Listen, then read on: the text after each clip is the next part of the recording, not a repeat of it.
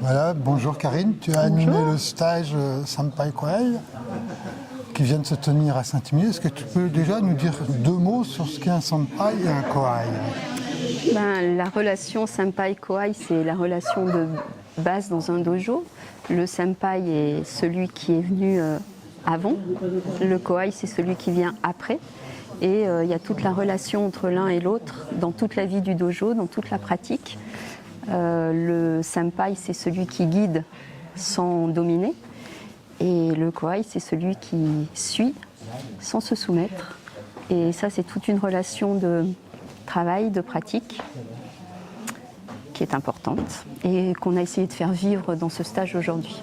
Alors justement, Karine, tu peux nous donner quelques exemples ou comment tu as procédé pour ce stage pour en fait mettre en avant ces caractéristiques Senpai Kōai, que justement les Kōai qui sont plus débutants puissent ressentir les choses? J'ai tout d'abord défini un thème de stage de ce que j'avais envie de travailler qui correspond juste à ma recherche du moment sur l'harmonie et le ressenti. Et puis j'avais préparé des petites affiches pour guider un peu la réflexion et mettre des mots pour que à la fois les senpai et les Kōai continuent à travailler. Et puis dans notre travail de pratique du stage, j'ai essayé de créer du lien entre le senpai et le Kōai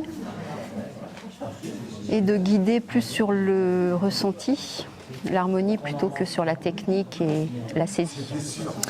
Merci beaucoup Karine, en tout cas ça s'est clairement ressenti que ton travail était sur le ressenti et pas sur le nombre de techniques à faire. Et je pense que les participants ont été satisfaits. Tant mieux. Et moi-même aussi, moi, en tant que co-animateur. J'ai passé un très bon moment. Salut.